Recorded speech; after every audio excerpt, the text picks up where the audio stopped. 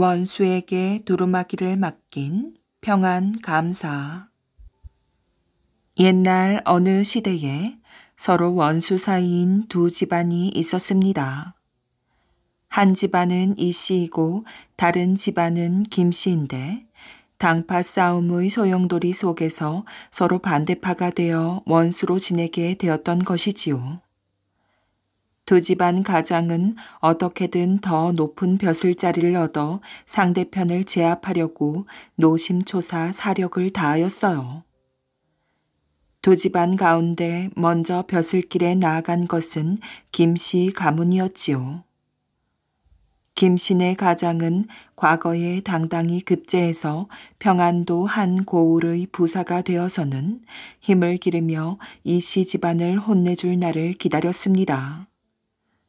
그런데 그 김부사의 귀에 날벼락 같은 소식이 들려왔지요. 이씨 집안 가장이 그 사이에 벼슬길에 나아가 평안도 감사가 돼서 평양으로 부임한다는 소식이었습니다. 평안 감사라면 자기의 직속 상관이 되니 어떤 후환이 닥칠지 가늠할 수가 없었지요. 어떻게든 꼬투리를 잡아서 자기 집안을 온통 망가뜨릴 것이 분명하였습니다. 김부사가 그 생각에 온통 골머리를 앓아서 식음을 전폐할 지경에 이르렀지요. 그때 그한테는 15살 된 아들이 있었는데 그 모습을 보고 걱정이 돼서 물었습니다. 아버지, 무슨 큰 걱정거리가 있으시기에 그렇게 노심초사하십니까? 아니다. 넌 알아도 소용없는 일이다. 그래도 말씀을 해보세요. 속에만 품고 계시면 병이 됩니다. 그러자 김부사는 답답하던 차에 아들한테 그 고민스러운 사정을 털어놓았습니다. 그래, 우리 집안이 곧 망하게 생겼으니 이를 어쩌면 좋단 말이냐. 아버지, 걱정 마세요. 하늘이 무너져도 솟아날 구멍이 있다고 했지 않습니까? 저한테 좋은 생각이 있으니 그 일은 저한테 맡겨주세요. 네가 어찌 그 일을 감당한단 말이냐? 저한테 돈 1,000냥만 주시면 제가 잘 처리하겠습니다. 그러자 김부사는 반신반의하면서도 지푸라기를 잡는 심정으로 아들한테 돈 1,000냥을 주었습니다. 돈 1,000냥을 받아든 김부사 아들 김도령은 그 길로 평양으로 향하였어요. 평양에 도착한 후 이리저리 수소문해서 평안 감사 수발을 드는 기생의 집을 알아낸 다음 그 집으로 향하였지요. 기생과 만난 김도령은 이후 그 집에 머물면서 물 쓰듯 돈을 쓰면서 기생을 위하기 시작했습니다. 얼굴도 미남으로 생긴 젊은 도령이 지성껏 자기를 위해주자 기생은 그만 도령한테 홀딱 빠지고 말았습니다. 김도령이 돈 1,000냥을 다 쓸 무렵이 되어서는 죽으라면 죽는 신용을 할 정도가 되었어요. 그러던 어느 날 김도령이 기생에게 넌지시 말하였지요. 그런데 내가 꼭 하나 물어볼 게 있거든. 그게 뭔데요? 평안 감사를 모시니 잘 알게 아니야. 평안 감사가 가장 귀하게 여기는 게 뭘까? 제가 보니 웬 도장 하나를 아주 귀하게 다루던걸요. 항상 두루마기 속에 소중히 간직하고 다니면서 다른 사람은 보지도 만지지도 못하게 한답니다. 김도령이 생각해보니 그것은 감사인이 분명하였어요. 감사 벼슬의 징표로서 임금이 하사한 물건이니 귀하게 여기는 것이 당연하였지요. 이보게 내 소원 좀 들어줘. 그게 뭔데요? 그 도장이 있어야만 나와 우리 가족이 살 수가 있어. 제발 부탁이야. 사랑하는 사람이 그렇게 사정을 하자 기생은 마음이 움직여서 김도령의 청을 받아주었습니다. 어느 날 감사의 소청을 들다가 감사가 잠이 든 사이에 몰래 두루마기 속의 도장갑에서 감사인을 쏙 빼서 김도령에게 갖다 주었지요. 감사인을 받아든 김도령은 얼굴이 잔뜩 상기되었어요. 됐어. 이제 우리는 살았어. 김도령은 그 길로 본가로 돌아와서 아버지 김부사에게 평안 감사의 감사인을 바쳤습니다. 아버지, 감사인입니다. 이게 없으면 감사도 헛개비와 마찬가지입니다. 이제 걱정 마세요. 그러자 김부사 눈이 휘둥그레졌습니다. 아니, 이걸 어떻게 구했단 말이냐. 그래, 이제 되었다. 그러더니 김부사는 평안 감사에게 올리는 서류를 작성하기 시작했습니다. 특별한 내용이 담겨 있는 것은 아니지만 감사가 도장을 찍고 결제를 해서 돌려보내야 하는 서류였지요. 김부사가 올려보낸 서류를 낯을 찡그리며 살펴보고 나서 결제를 하려던 평안 감사는 불에 댄 듯 깜짝 놀라고 말았습니다. 도루마기 속에 넣어둔 도장갑 속에 알맹이가 감쪽같이 사라지고 없는 것이었지요. 놀라서 이리저리 찾아봤지만 백리 밖에 가 있는 감사인이 눈에 띌 리가 없었습니다. 이번에는 이 감사가 노심초사를 해서 잠도 못 자고 식음을 전폐하는 지경이 되었습니다. 그러자 15살 먹은 딸이 그 모습을 보고서 아버지한테 말하였지요. 아버지, 무슨 큰 걱정거리가 있으시기에 그렇게 노심초사하십니까? 알 것 없다. 네가 안들 어쩌겠느냐.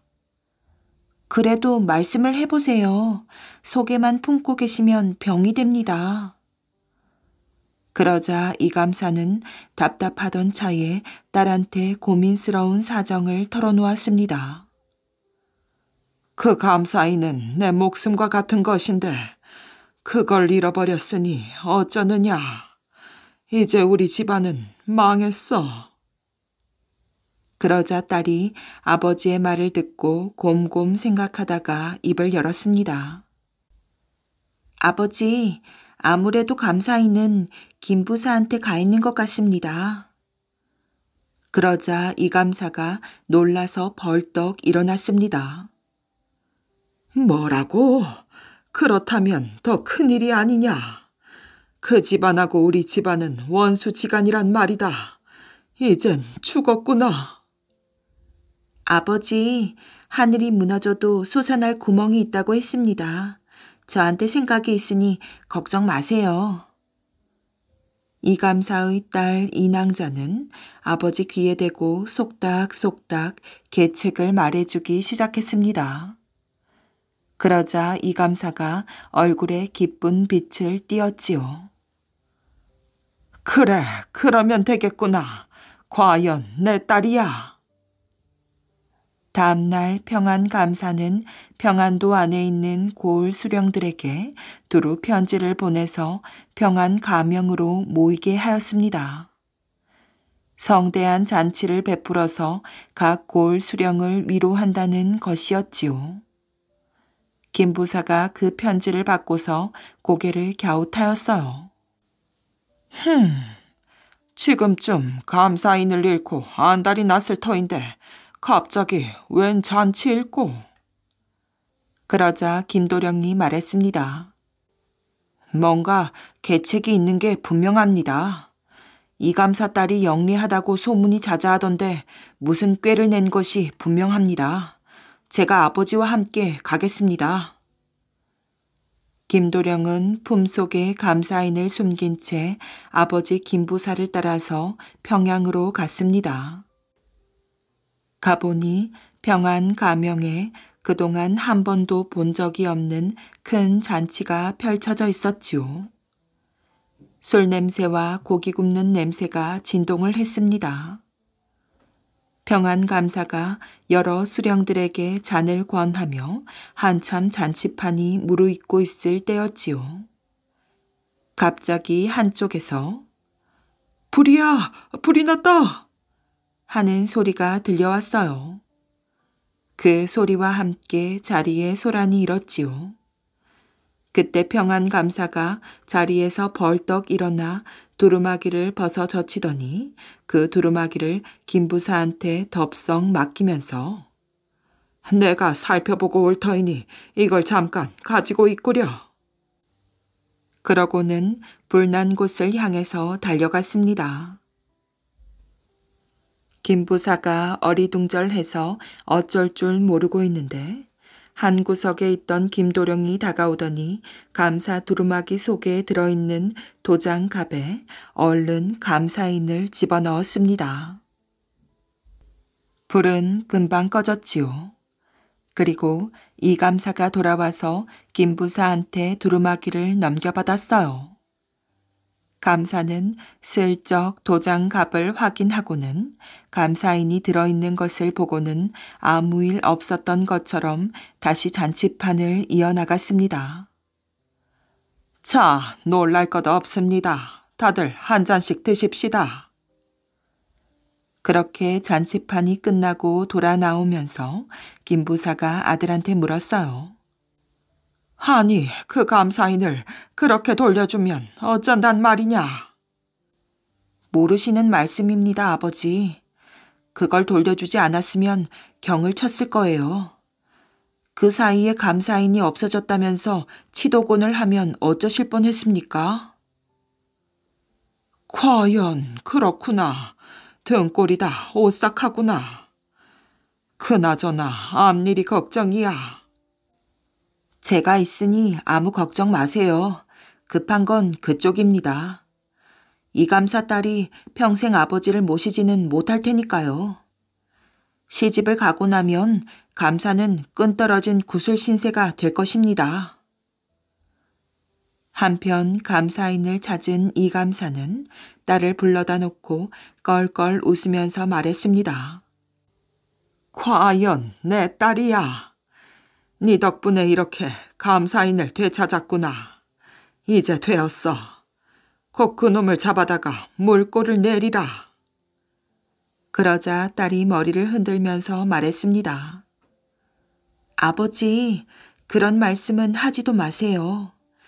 그 급한 틈에 감사인을 집어넣은 것을 보면 그 의사가 보통이 아닙니다. 김부사 아들이 똑똑하다고 하더니 과연 비상한 사람이 틀림없어요. 잘못 손댔다가는 오히려 낭패를 당하게 됩니다. 듣고 보니 그것도 그렇구나. 그럼 어쩌느냐? 제가 아버지 곁에 있는 동안에는 걱정이 없겠지만 그 뒤가 큰일입니다. 제가 시집을 가고 나면 누가 아버지를 보호해드리겠습니까? 그래, 그러면 어쩌나. 감사는 그만 깊은 시름에 빠지고 말았습니다. 그러자 딸이 말하였어요. 아버지, 방법은 하나밖에 없습니다. 그게 뭐란 말이냐? 저를 김부사 아들과 짝지어 주세요. 제 짝이 될 만한 사람으로 그 이상 가는 사람이 없습니다. 따지고 보면 두 집안이 평생 원수로 지내란 법도 없지 않습니까? 이참에 화해를 청하세요. 이 감사가 가만 들어보니 그 말이 꼭 맞는 말이었어요. 그래서 곧 중매쟁이를 김부사한테 보내서 서로 사돈을 맺자는 뜻을 알렸습니다. 그러자 김부사 또한 크게 놀라면서도 한편으로 반갑게 여겨서 그 제의를 받아들였지요. 마침내 김도령과 이낭자가 가연을 맺으면서 두 집안은 원수지간에서 벗어나 가장 가까운 사이가 되었습니다. 아마 세상에 우리 사위만한 인재가 없을게요. 우리 며느리는 어떻고요? 천하의 제일 가는 교수입니다. 그 후 두 집안이 큰 번영을 이루었음은 물론입니다. 할머니의 욕심. 옛날 어느 마을에 할아버지와 할머니 두 부부가 살고 있었답니다. 할아버지는 땔감을 모아 내다 팔았고 할머니는 집안일을 돌보면서 하루하루 어렵게 살아갔지요. 어느 날 할아버지가 땔감을 구하러 산속을 한참 헤매고 다닐 때였어요. 살려주세요, 살려주세요 하는 다급한 목소리가 들려왔어요. 할아버지는 잘못 들었나 하고 그냥 지나치려는데 어디선가 살려달라는 소리가 또 들려왔지요. 할아버지는 급히 소리가 나는 쪽으로 달려갔어요. 살려주세요, 할아버지. 짐승을 잡기 위해 파놓은 구덩이 속에 예쁜 처녀가 빠져 있었답니다. 할아버지는 있는 힘을 다해 그 처녀를 끌어올렸지요.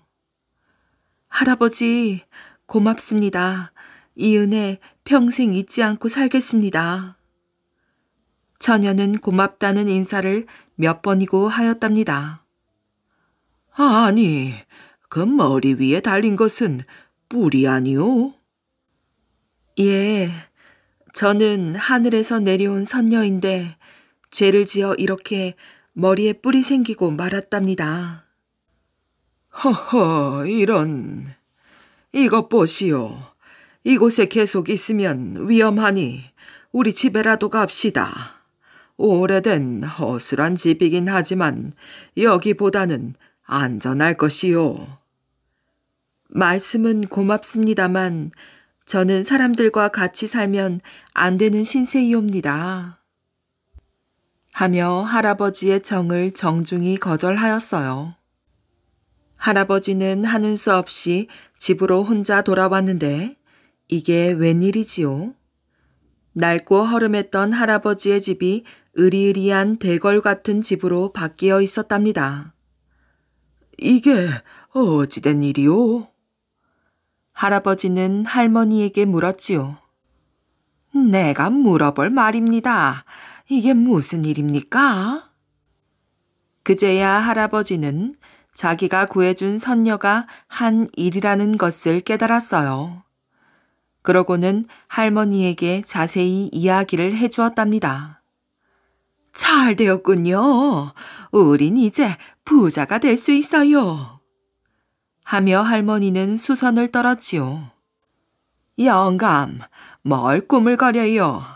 선녀에게 가서 창고에 먹을 것을 가득 채워달라고 해요. 할아버지는 할머니의 성화에 못 이겨 선녀를 찾아갔어요. 염려 마세요. 제 생명의 은인이신 할아버지의 부탁인데 걱정 마시고 돌아가십시오.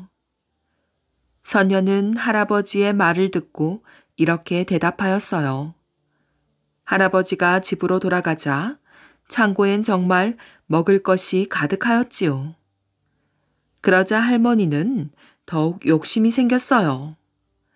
영감, 우리도 이제 남부럽지 않게 되었으니 좋은 가구와 몸종이 필요하지 않겠어요. 어서 가서 선녀에게 부탁하시구려. 하고 할아버지를 집 밖으로 내몰았지요. 할아버지는 그런 할머니가 마음에 들지 않았지만 어쩔 수 없이 다시 선녀를 찾아갔어요.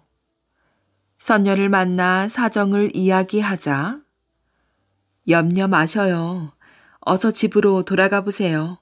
좋은 가구는 물론 예쁘고 상냥한 몸종들이 할머니를 거들어드리고 있을 것입니다. 선녀는 이번에도 약속을 지켰어요. 집으로 돌아와 보니 집엔 멋진 가구들이 진열되어 있고 몸종들이 바삐 움직이고 있었지요. 이제 할아버지와 할머니는 남 부러울 것이 없었어요. 하지만 할머니의 욕심은 끝이 없었답니다. 영감, 우리가 그 선녀의 뿔을 가지고 있으면 번번이 선녀를 찾아가지 않아도 될 일입니다. 그냥 선녀의 뿔을 달라고 합시다. 할아버지는 매일매일 할머니에게 시달렸어요.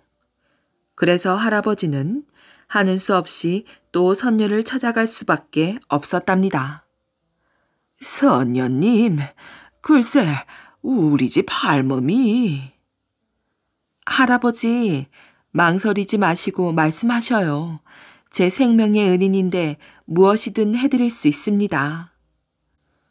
글쎄 우리 할멈이 선녀님의 뿔을 달라고 하여. 네? 제 뿔을요?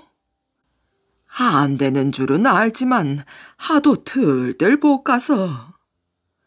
선녀의 얼굴이 조금씩 굳어지더니 알았습니다, 할아버지. 제 뿔을 드리지요. 하고는 선녀는 뿔을 뽑아 할아버지에게 주었답니다. 선녀의 뿔을 가지고 집으로 돌아오자 할아버지는 깜짝 놀라고 말았어요. 할머니가 남루한 옷차림으로 울고 있었지요. 꿈만 같았던 대궐 같던 집도 창고에 가득 찼던 곡식도 모두 없어져 버리고 옛날에 살던 허름한 오두막으로 다시 돌아와 있었답니다. 그것은 할머니의 지나친 욕심이 부른 결과였답니다. 목숨을 걸고 지킨 국법. 김수팽은 성품이 몹시 강직한 사람입니다. 서리벼슬을 하고 있었는데 성격 때문에 부정한 일을 보면 기어이 바르게 고쳐놓아야 마음이 풀렸지요. 어느 날 김수팽이 일을 마치고 집에 돌아오니 동생이 마당에 항아리를 가득 늘어놓고 정신없이 염색을 하고 있었어요. 놀란 김수팽은 동생에게 물었지요. 아니, 너는 지금 무슨 일을 하고 있는 게냐? 네, 형님. 저도 이제 돈벌이를 좀 해보려고요. 뭐라? 돈벌이를? 그럼요. 요즘 염색업이 얼마나 잘 되는데요. 동생의 그 말에 김수팽은 불같이 화를 내며 항아리를 발로 차서 다 뒤엎어버렸어요. 동생이 달려와서 형의 팔을 붙잡았지요. 형님, 왜 이러세요? 돈을 많이 들여서 마련한 것입니다. 그 말을 듣자 김수팽은 더욱더 화를 내며 고함을 쳤어요. 이 한심한 녀석아, 우리 형제가 비록 낮은 벼슬이나마 나라의 국록을 받으니 굶지 않을 만큼은 되지 않느냐. 그런데 이리 더 욕심을 부려 염색업을 시작하면 그동안 이 일을 생업으로 삼고 살아온 사람들은 어쩌란 말이냐. 아무리 하찮은 관리라도 이 나라의 관리로서 백성을 걱정하지 않는다면 어찌 참다운 관리라 하겠느냐. 냉큼 이 독들을 내 눈앞에서 치우지 못하겠느냐.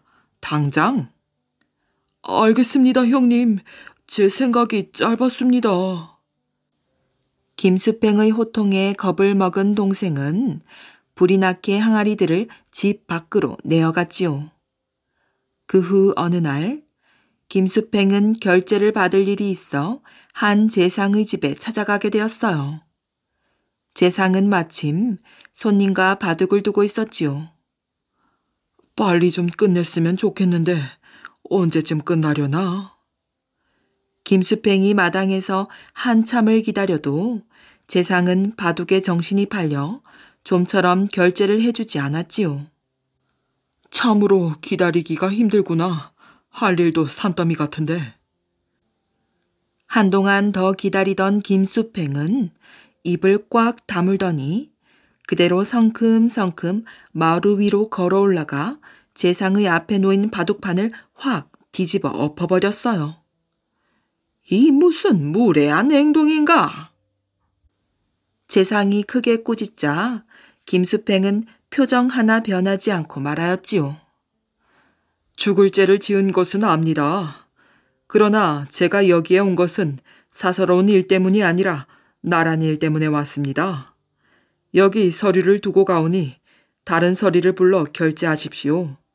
저는 서리 자리를 지금 그만두겠습니다. 칼날 같은 김수팽의 태도에 재상의 화가 좀 누그러들었어요. 자기가 따져봐도 그의 태도에 전혀 그런 점이 없었기 때문이지요. 허허, 어디 그럴 것이야 있겠는가. 벼슬을 그만둔다면 잘못한 내가 그만둬야지. 왜 자네가 그만두는가? 어서 그 서류를 이리 주게나. 재상은 김수팽을 달래었어요. 김수팽의 임무는 궁중의 창고 물품을 지키고 관리하는 일이었답니다. 이 일은 쉬워 보여도 여러 가지 어려운 점이 많았어요. 하루는 새벽에 궁궐의 내시가 찾아와서 임금의 명령이라고 하면서 빨리 돈 10만 양을 내달라고 하였지요. 김수팽은 단호하게 고개를 저으며 말하였어요. 안 됩니다. 그럴 수는 없습니다. 그런 큰 돈을 가져가시려면 반드시 재상의 결재가 있어야 합니다. 내시는 답답하다는 듯 김수팽에게 다시 말하였어요. 절차는 알지만 상간 마마께서 급히 가져오라시니 어쩌오. 결제는 나중에 받아도 되지 않겠소. 그러나 김수팽은 조금 더 물러서지 않았어요. 안 됩니다. 저는 그렇게 할 수가 없습니다. 제 임무를 어기는 것은 곧 국법을 어기는 것입니다. 답답한 내시가 발칵 화를 내었어요. 어찌 이리 무엄하오. 일개 창고 관리인 처지에 감히 상간마마의 명을 거역하다니 마마께서 용서하실 것 같소. 김수팽은 그 말에도 입을 꾹 다문 채 대답도 하지 않았답니다. 어허, 저렇게 답답한 위인이 있다니 지독한 사람 같으니라고. 화가 머리끝까지 난 채 내시는 할 수 없이 빈손으로 돌아가야 했어요. 날이 밝자 김수팽은 재상을 찾아가 돈 10만 양의 지출에 대한 결제를 받았답니다. 그런 다음 돈을 꺼내어 내시에게 주었어요. 그 사실을 내시에게서 보고받은 임금은 대래 김수팽을 칭찬하였지요. 그가 옳구나. 내 실수로다. 그런데 김수팽은 목숨을 걸고 국법을 지켰구나. 법을 철저히 지키는 김수팽이야말로 관리의 모범이 될 만하도다. 또 어느 날은 어떤 재상이 창고를 둘러보던 길에 자기 딸의 놀이개로 주겠다며 작은 은 바둑알 몇 알을 주머니에 넣었어요. 그걸 본 김수팽도 얼른 재상을 따라 바둑알을 다 쓸어집으며 너스레를 떨었답니다. 대감님께서는 따님이 한 분뿐이시지만 저는 딸이 5이나 됩니다. 그러니 이걸 다 가져가야 되겠습니다. 김수팽의 말에 재상은 슬그머니 은 바둑알을 도로 꺼내 제자리에 놓았답니다. 그러자 김수팽도 빙그레 웃으며 쓸어 담은 은 바둑알을 도로 내놓았어요. 이렇듯 김수팽은 비록 벼슬은 높지 않았지만 욕심이 없고 마음이 정직하였지요. 다른 이들이 더 높은 자리로 승진하려고 날뛰는데도 조금도 벼슬의 욕심을 부리지 않았답니다. 바른 관리의 길을 꼿꼿하게 걸었던 김수팽을 사람들은 그 어느 재상보다도 존경하고 따랐답니다.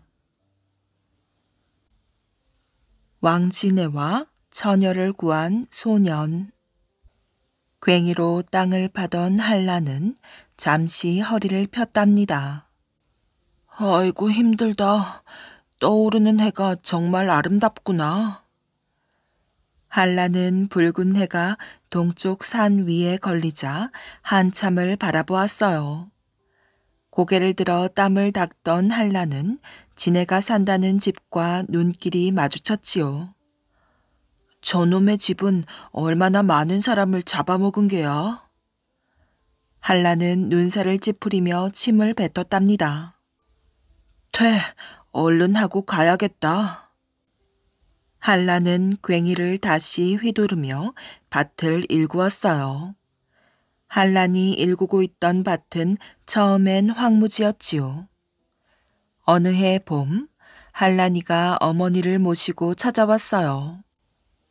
처음엔 작은 보따리와 질그릇을 등에 지고 와서 살기 시작하였지요. 지네가 산다는 이 땅은 오래전부터 쑥대밭이 되어 아무도 살지 않았답니다.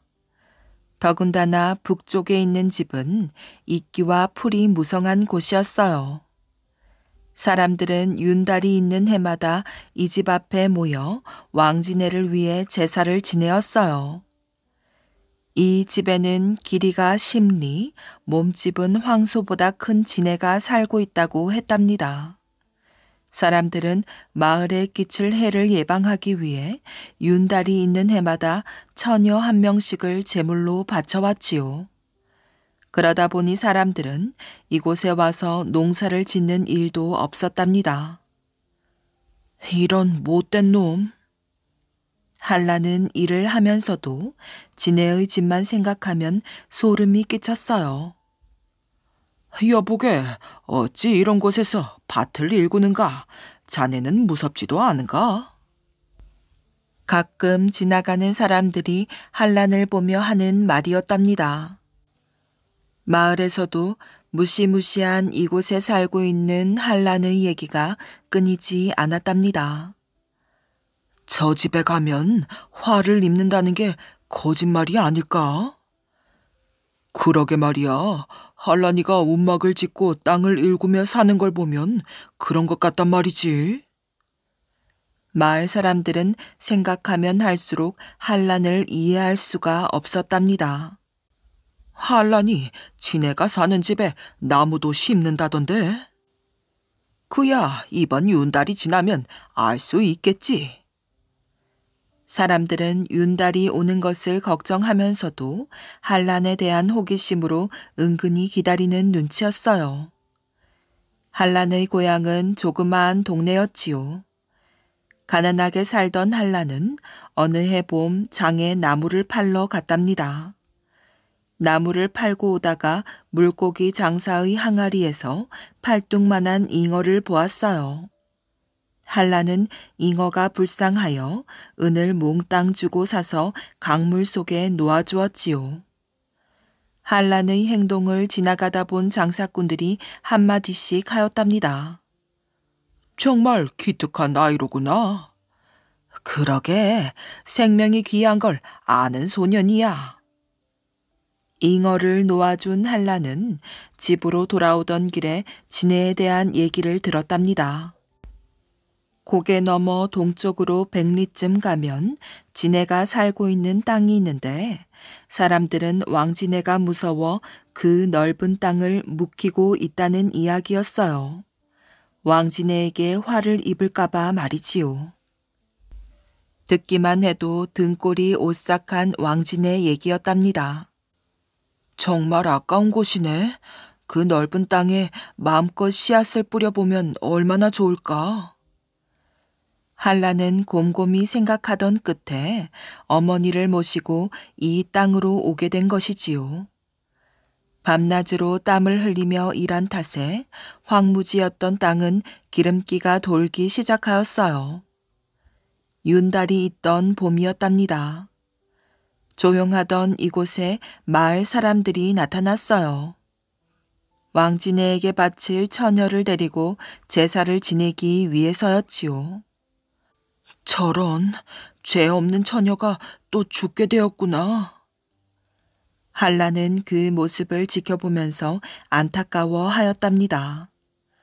한란은 도저히 참을 수가 없었어요. 주먹을 불끈 쥔 한란은 지네가 사는 집으로 뛰어갔지요. 이것 보시오. 불쌍한 사람을 죽이지 말고 지네의 집이나 없애버리시오. 한란의 말에 사람들은 수근거리기 시작하였어요. 저 사람이 미쳤나? 어서 나가지 못해? 마을 사람들이 한란을 끌어내었지요. 한란은 사람들의 행동이 어리석기 그지 없었답니다. 그날 밤 도끼와 창을 든 한란은 지네의 집으로 갔답니다. 두고 보자. 내가 꼭 왕진애를 잡고 말 테니. 한라는 무작정 집 앞에 서서 왕진애를 기다렸어요. 먼 산봉우리에서 달이 떠올랐지요. 도대체 왜 안 오는 거지? 겁을 먹었나? 그때였어요. 달빛에 비쳐 진애의 집안 모습이 드러났지요. 커다란 진애가 재물이 된 처녀를 금방이라도 삼킬 것처럼 입을 쫙 벌리고 있었답니다. 겁을 잔뜩 먹은 처녀는 이미 정신을 잃고 있었지요. 저놈이구나. 두고 보자. 한라는 등골이 오싹할 정도로 무서웠지만 이를 악물고 다가갔답니다. 아니, 이럴 수가. 한란의 손에서 도끼가 뚝 떨어졌어요. 가까이 다가가 보니 왕진에는 그림자도 보이지 않았답니다. 다만 달빛에 비치는 집안의 그림자가 희미하게 누워있는 진애의 모습을 하고 있을 뿐이었어요. 진애는 처음부터 없었구나. 진애 모습을 한 그림자였던 거야. 한라는 어이가 없었답니다. 그동안 억울하게 죽은 처녀가 몇 명이란 말인가. 이 사실을 알게 된 한라는 두 주먹을 불끈 쥐었어요. 한라는 처녀를 구해가지고 나왔답니다. 처녀는 한란의 집에서 한란의 어머니를 모시고 살게 되었어요. 세월은 흘러 한란은 의젓한 청년이 되었지요. 어느덧 정이 든 한란과 처녀는 결혼을 하였답니다. 부부는 진애의 집을 불질러 버리고 그 자리에 우물을 만들었어요. 한라는 황무지였던 땅을 기름진 땅으로 만들고 사람들을 이사시켰지요. 이때부터 이 마을을 진해창 터전 밑의 우물이라는 뜻으로 방정리라고 불렀답니다. 또한 농사에 힘쓰는 마을이라 하여 무농정이라는 정자도 세웠다고 한답니다. 신주, 개 물어갔다. 옛날 어느 마을에 욕심 많은 서당 훈장이 있었답니다. 이것도 글씨라고 썼느냐? 글 외우는 자세가 왜 그리 삐딱하느냐? 훈장은 아이들의 꼬투리를 잡아 늘 꾸짖었어요. 과거를 보러 가겠습니다. 허락해 주십시오. 하루는 한 아이가 큰 결심을 하고 말하였어요. 무슨 소리냐? 누굴 웃음거리로 만들려고 그러는 것이야. 훈장은 아이에게 서당에 계속 나오라고 하였답니다. 그래야 돈을 받을 수 있기 때문이지요. 몇 년이 흘렀어요. 아이가 커서 듬직한 젊은이가 되어 장가를 들게 되었답니다. 훈장님, 며칠 뒤에 장가를 갑니다. 그래, 장가를 가더라도 글은 계속해야 하느니라. 네.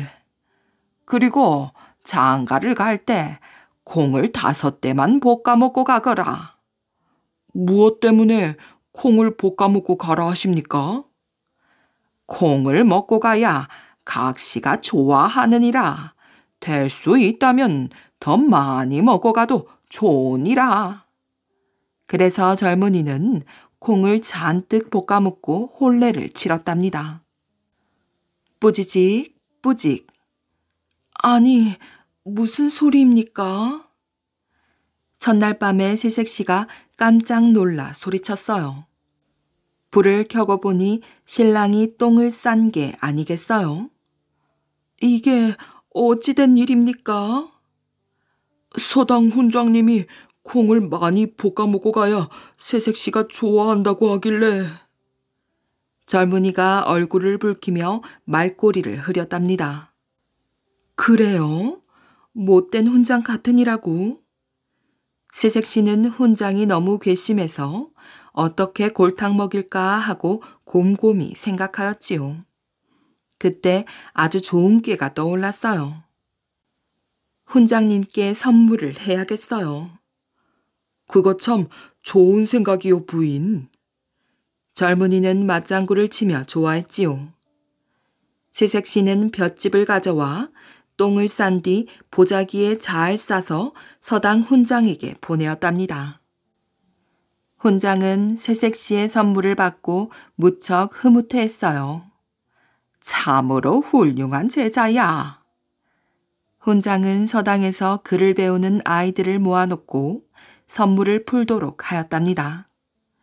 내 여럿을 이 서당에서 장가 보냈다만 이렇게 선물을 보낸 제자는 한 명도 없었지. 너희도 스승의 은혜를 알아야 하느니라. 훈장의 뽐내는 모습을 보고 아이들이 고개를 돌리고 킥킥거렸답니다. 어디서 구린내가 나네? 아이들이 얼굴을 찌푸리며 모두 코를 감싸쥐었어요. 그게 무슨 소리냐? 어서 선물 꾸러미를 마저 풀기나 하거라. 그런데 보자기를 열어보니 누런 된장 같은 것이 냄새가 아주 고약했어요. 훈장은 재빨리 그것을 내다버렸지요. 훈장은 생각할수록 분하고 화가 나서 기르던 개를 냅다 걷어찼답니다. 낮잠을 즐기다 느닷없이 당한 개는 집 한켠에 있는 사당으로 기어들어갔어요. 옛날에는 집집마다 사당이 있었는데 그곳에 조상의 혼을 모시는 신주가 들어있었지요. 그런데 주인한테 얻어맞은 개가 사당에 들어가 신주를 물고 나가버렸어요. 훈장 집은 발칵 뒤집혔지요. 신주를 잃어버렸으니 조상 볼 낯이 없는 데다가 양반 채통이 말이 아니었기 때문이랍니다. 훈장은 개가 갈 만한 곳이나 개구멍을 찾아다녔어요. 그러나 신주는 보이지 않았답니다. 젊은이가 마침 그곳을 지나가다가 개구멍을 살피는 훈장을 보고 물었지요. 훈장님, 무얼그리 찾으십니까? 훈장은 차마 신주 찾는다는 소리는 못하고 헛기침만 하였답니다. 젊은이는 사람들한테 훈장이 신주를 잃어버렸다는 이야기를 들었기 때문에 하늘을 올려다보며 혼잣말처럼 말하였어요. 아까 어떤 개가 신주를 물고 가던데. 뭐라고? 신주를? 훈장은 얼굴이 불그락 푸르락 하였어요. 이보게, 제발 아무에게도 말하지 말게나. 젊은이는 아무 말 없이 헛기침만 하였답니다. 만일 서당 훈장이 정직하게 아이들을 가르쳤다면 이런 봉변은 당하지 않았겠지요. 그 다음부터 귀중하게 아끼는 것을 아무도 모르게 빼앗기는 것을 신주 개에 물어갔다라고 하였답니다. 탐관 오리의 비참한 최후. 윤원형은 간신으로 유명한 조선 중기의 문신이랍니다. 중종의 제2계비인 문정왕후의 남동생이라 으스대고 다녔답니다. 내가 왕비의 동생이니라 나라 안에서 무서울 게 있겠는가? 그는 본디 성격이 방자하고 음흉한 사람으로 유난히 욕심이 많았답니다. 문정왕후가 훗날 명종인 경원대군을 낳자 인종을 낳은 제1계비인 장경왕후의 동생 윤임과 일가 간에 서로 임금의 장인이 되었답니다. 윤원영과 윤임은 권력에 눈이 어두워 세력을 잡으려고 다툼을 벌여서 대윤, 소윤의 싸움을 일으켰지요. 명종이 12살의 어린 나이로 즉위하자 문정왕후가 수렴청정을 하게 되어 윤원영은 하루아침에 국건을 잡게 되었어요. 너무 좋아서 그의 입이 다물어지지가 않았답니다. 이게 진정 꿈은 아니겠지? 윤원형은 나란 일은 뒷전이었어요. 그가 제일 먼저 손댄 일은 자기를 대접하지 않은 사람들에게 복수하는 일이었지요. 나를 멸시한 놈들이 누구누구였더라. 단 한 놈도 그냥 두지 않을 것이다. 단단히 혼쭐을 내주고야 말겠어. 끝내 윤원영은 을사사화를 일으켰어요. 죽음을 당한 사람만도 100명이 넘는 연산군 이래 가장 큰 옥사였답니다. 윤원영에게 미움을 받았다는 이유만으로 죄 없이 억울하게 죽어간 사람들도 많았어요. 그래도 대비를 등에 업은 윤원형의 횡포는 끝날 줄 모르고 계속되었지요. 윤원형이 병조 판서에 있을 때 관리 임명권을 가진 그는 한 무관에게 권관 벼슬을 내려 지방에 부임시켜 주었답니다. 그 무관은 지방에 부임하자마자 즉시 윤원형에게 화살통 하나를 선물로 보내왔어요.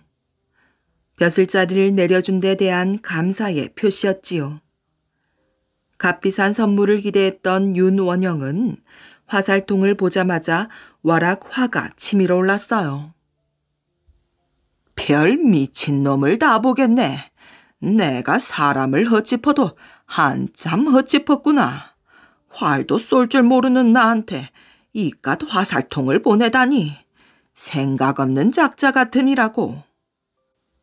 그럼 이 물건을 어떻게 할까요? 주눅이 들린 표정으로 하인이 묻자 윤원영은 버럭 고함을 질렀답니다. 꼴도 보기 싫으니 어디 창고 속에다가 처박아 버리거라. 하인은 윤원형의 말대로 화살통을 창고 속 깊숙이 처박아 버렸어요. 내 이놈을 당장 연락해서 벼슬을 빼앗고 말겠다. 그 무관은 그날로 벼슬자리에서 쫓겨나고 말았답니다. 대체 웬 날벼락이지? 무슨 일이 생겼단 말인가? 내가 직접 올라가 봐야겠구나. 눈이 휘둥그레진 무관은 불이 나게 윤원형을 찾아왔어요. 무관을 보자 윤원형의 표정이 실쭉해졌어요. 영문을 모르는 무관은 깊숙이 허리를 굽혀 절하고 나서 조심스레 입을 열었답니다. 제가 보내드린 화살통은 잘 받으셨는지요? 무엇보다도 무관은 그것이 가장 궁금했어요. 그 말을 듣자 윤원영의 머릿속에 번쩍 떠오르는 생각이 있었답니다. 옳거니 그렇구먼. 그래서 급히 창고 구석에서 그 화살통을 찾아오게 하였답니다. 무관이 열쇠로 화살통에 꽂아놓은 자물쇠를 여니 꼭꼭 눌러 담은 값비싼 담비 가죽이 넘쳐나듯 솟구쳤어요. 아니, 이게 웬 것인가? 입이 크게 벌어진 윤원영은 그 자리에서 그 무관에게 더 높은 벼슬자리를 주어 돌려보냈답니다. 말도 안 되는 어이없는 일은 그뿐이 아니었어요. 윤원형이 2조 판소로 있을 때 누에고치를 수백 근 짊어지고 와서 참봉 벼슬을 내려달라고 며칠간이나 조르던 사람이 있었답니다. 때마침 관리들의 임명에 관한 일을 결제하던 윤원형은 포근한 햇살 때문인지 끄덕끄덕 졸았답니다. 윤원형이 부르는 대로 꼬박꼬박 이름을 받아 적던 부하 관리는 한동안 기다려도 아무 말이 없자 다시 물었지요. 그럼 이 자리에는 누구를 임명해야 좋겠습니까? 그러자 설핏 잠이 든 윤원영은 손사래를 치면서 대답했어요. 고치. 누에고치를 잔뜩 갖고 온 사람을 임명하라는 뜻이었어요. 그러나 그것을 알 리 없는 관리는 고치라는 이름을 가진 사람을 찾기 시작했답니다. 그러나 아무리 찾아도 찾을 수가 없었지요. 못 찾으면 나는 죽을 것인데 어찌하든 찾아내야 해. 갖은 수소문 끝에 관리는 아주 먼 시골에 고치라는 이름의 가난한 선비가 살고 있다는 말을 들었답니다. 부하 관리는 당장 선비를 불러올려 벼슬을 시켜주었지요. 뒤늦게 윤원영이 잘못된 사실을 알게 되었지만 그렇다고 다시 바로잡을 수는 없었답니다. 고치라는 이름 덕분에 그 시골 선비만 벼슬자리를 얻는 행운을 누리게 된 셈이지요. 20여 년 동안 이렇듯 큰 권력을 마구 휘두르던 윤원영은 명종 20년 문정왕후가 죽자 사헌부와 사관원의 탄핵을 받아 모든 벼슬을 빼앗겼어요. 죽여라! 백성의 피를 빨아먹은 악독한 벼슬아치를 살려둘 수는 없다. 분노한 백성들이 그를 죽이려고 사방에서 일어서자 첩인 난정과 함께 기화로 몰래 도망쳤답니다. 그곳에 닿은 지 얼마 안 되어 병들어 죽었다고도 하고 독약을 마시고 자살했다는 말도 있답니다. 탐관오리가 권력을 휘두르다가 비참한 죽음을 맞았으니 이것이야말로 인과응보이지요. 장군의 금빛 갑옷. 옛날 상당동이라는 마을에 박곤이라는 젊은 총각이 살고 있었답니다. 어느 날 박곤은 물고기를 잡으러 강으로 갔지요. 강 한가운데 들어가 눈을 크게 뜨고 물속을 들여다보았어요. 저건 은어가 틀림없구나. 박곤은 팔뚝만한 은어 한 마리를 보고 작사를 들어 올렸답니다. 은어를 잡은 박곤은 기분이 좋았어요. 그때 어디선가 비명 소리가 들렸지요. 박곤은 강 밖으로 나가려다 주변을 두리번거렸어요. 물속을 유심히 살펴보니 소뚜껑보다 큰 자라가 물고기를 물어뜯고 있었지요. 물고기는 눈부신 금빛을 뿌리고 있었답니다. 살려주세요. 제발 살려주세요. 금빛 물고기의 애절한 목소리가 들리는 듯 하였어요. 저런 불쌍하기도 하여라. 눈을 깜빡거리는 물고기를 보고 그냥 지나칠 수가 없었답니다. 박곤은 작살로 자라의 등을 때렸어요. 자라는 물고 있던 금빛 물고기를 놓아버렸지요. 금빛 물고기는 지느러미와 꼬리를 흔들며 박곤의 다리 주변을 헤엄쳤어요. 고맙다는 인사를 하고 싶은 게로구나. 괜찮으니 어서 돌아가거라. 박곤은 방긋 웃으며 강 기슭으로 걸어 나왔답니다. 그때까지도 금빛 물고기는 박곤을 따라왔지요. 어서 돌아가라니까. 박곤이 허리를 굽혀 연못 속을 들여다보니 자라 몇 마리가 금빛 물고기의 주변을 빙빙 돌고 있었어요. 이런, 너를 여기에 두었다가는 큰일 나겠구나. 나와 함께 가자꾸나. 박곤은 금빛 물고기를 집 앞에 있는 연못에 놓아주었답니다. 이젠 자라에게 잡아먹힐 걱정은 말거라. 금빛 물고기는 연못가에서 떠나지 않고 머리를 흔들었지요. 박곤은 금빛 물고기를 보며 손짓을 하였답니다. 어서 가거라. 여기서 잘 지내거라. 그제서야 금빛 물고기는 지느러미를 흔들며 연못 한가운데로 헤엄쳐 갔답니다. 다음 날부터 박곤이 연못에 나타나면 금빛 물고기는 반갑게 지느러미를 흔들며 아는 체를 하였지요. 박곤도 매일 연못에 나와 금빛 물고기를 만났어요. 그러던 어느 날 이상한 꿈을 꾸었답니다. 박곤은 연못가에 서 있었지요. 주인님, 주인님. 금빛 물고기가 박곤을 애타게 부르는 것이었어요. 금빛 물고기야, 왜 그러느냐? 물고기의 눈빛이 몹시 슬퍼 보였답니다. 저는 주인님의 은혜를 평생 잊을 수가 없습니다. 저의 목숨을 살려주시고 이 연못에서 살게 해주셔서 고맙습니다. 이제 저는 용이 되어 하늘로 올라갈 것입니다.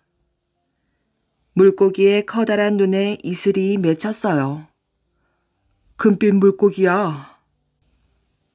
박고는 헤어지는 게 섭섭하여 금빛 물고기를 불렀으나 어디론가 사라지고 없었답니다. 꿈에서 깨어난 박고는 급히 연못가로 가보았지요. 연못은 죽은 듯이 조용하였어요. 금빛 물고기야, 내가 왔다. 벌써 물고기가 헤엄을 치며 반가워해야 하는데 이상한 일이었어요. 이때 갑자기 사방에서 검은 구름이 몰려오더니 하늘이 무너지는 소리가 났답니다. 순간 연못이 두 쪽으로 갈라지면서 물기둥이 하늘로 치솟았지요. 박고는 눈이 휘둥그레져 입을 다물지 못하였어요. 주인님, 주인님. 그때 어디선가 박곤을 부르는 소리가 들렸답니다. 그동안 정말 고마웠습니다. 안녕히 계세요. 제가 쓰고 있던 가죽을 두고 가오니 이것으로 꼭 갑옷과 투구를 만들어 쓰고 무술을 익히세요. 그러면 꼭 장수가 될 것입니다. 목소리는 점점 사라지고 하늘은 다시 맑게 개었답니다. 박고는 발 밑에 떨어진 금빛 물고기의 가죽을 내려다 보았어요. 금빛 물고기야, 잘 가거라. 박고는 꿈속의 일을 생각하며 가죽을 가져다가 갑옷과 투구를 만들었답니다. 일을 하고 틈틈이 뒷산에 올라가 무술을 익혔지요. 금빛 갑옷을 입고 훈련을 했더니 활쏘기와 칼쓰기가 빨리 늘었답니다. 박고는 얼마 되지 않아 용감한 장수가 되었어요. 박고는 일을 하다가도 외적이 쳐들어오면 갑옷을 입고 싸움터에 나가 열심히 싸웠답니다. 그 갑옷은 신기하게도 화살과 칼이 뚫지 못하였지요. 게다가 무술까지 뛰어나 누구도 박곤을 이기는 자가 없었답니다. 시간이 지날수록 박곤은 유명한 사람이 되었어요. 사람들은 그를 장군이라고 불렀지요. 나라 안팎으로 박곤을 모르는 사람이 없을 정도였어요. 장군, 왜군이 장군의 금빛 갑옷만 보면 주랭랑을 칩니다. 우리가 싸움에 이기는 것은 장군이 입고 있는 금빛 갑옷 때문이라는 말이 있을 정도입니다. 그런 소문이 있느냐? 박곤의 입가에 미소가 번졌지요. 네, 도대체 그 갑옷에는 어떤 사연이 있습니까? 때가 되면 언젠가는 얘기를 할 것이다. 박곤은 아무 말도 하지 않고 웃기만 할 뿐이었어요. 그럴 때마다 군사들은 더욱 궁금하였지요. 그러던 어느 해 봄이었어요. 박곤은 피곤하여 잠이 깊게 들었답니다. 어렴풋이 문 열리는 소리가 들려 눈을 번쩍 떴지요. 누구냐? 박곤 장군은 깜짝 놀랐어요. 꼼짝 마라. 네 놈을 잡아가려고 바다를 건너서 왔다. 시퍼런 칼을 든 자객이 방 안으로 들어와 우뚝 서 있는 것이었답니다. 어리석은 소리 하지 말거라. 어서 칼을 치워라. 박곤 장군은 재빠르게 일어나 칼을 집어들었어요. 네 놈이 금빛 갑옷을 입었을 때는 훌륭한 장군이었지만 지금은 그 갑옷을 입지 않고 있으니 순순히 너의 목을 내놓아라. 자객은 칼을 번쩍 들이댔어요. 무어라, 내 이놈, 당장 칼을 내려놓고 용서를 빌거라. 박곤 장군의 목소리는 하늘을 찌르는 듯 하였답니다. 말로는 안 되겠구나. 자객은 박곤을 향하여 칼을 휘둘렀어요. 그때였어요. 하늘에서 우르릉 쾅쾅 우레소리가 들리더니 시뻘건 불덩이가 땅으로 떨어졌답니다. 비명소리와 함께 자객이 대굴대굴 굴러갔어요. 갑자기 벌어진 일에 박곤 장군은 어찌할 바를 몰랐답니다. 주인님, 놀라지 마세요. 금빛 물고기입니다. 부디 훌륭한 장군이 되세요. 그제야 낯익은 목소리를 알아들을 수 있었지요. 그래, 네가 나를 구해주었구나. 정말 고맙다. 너를 영원히 잊지 않으마. 그 후 박곤 장군은 더욱더 열심히 목숨을 아끼지 않고 나라를 위해 싸웠답니다.